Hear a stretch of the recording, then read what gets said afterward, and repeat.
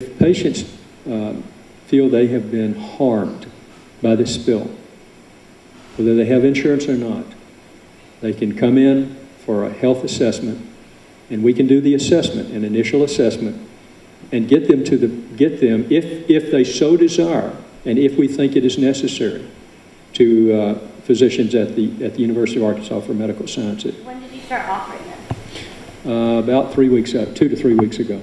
2 to 3 weeks ago, and this has been 6 months since this has happened. That's correct. So, isn't there something wrong with that? Do you think that some health effects should have been maybe, they should be available to be checked on, you know, a week after it happened, a day after it happened? Something that could have been taken care of a little bit before. Isn't that something that's important? Well, that's why we utilize the Poison Control Center, and that's why we utilize the Poison Control Center. We've worked with the Poison Control Center. We said, and I talked with them. I went over. I know their director, Hal Foster, Dr. Hal Foster.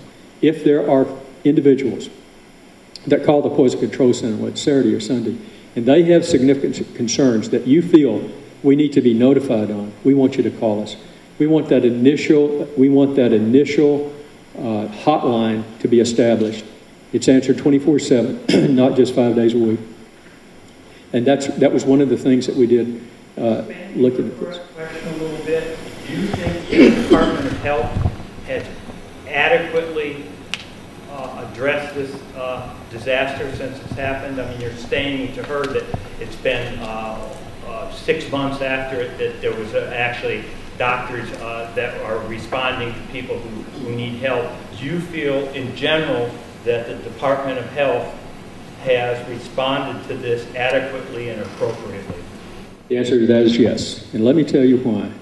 With the ambient... In spite of the fact that it's taken 6 months for you to get doctors here able to do it, I think a lot of us in this community strongly disagree with you, Doctor.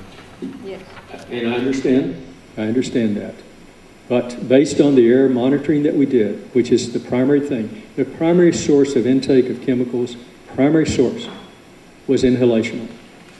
And that is what we looked at, and that's what we looked at with our air monitoring. If there are no elevated levels of benzene, or volatile organic chemicals in the area, then analysis of health effects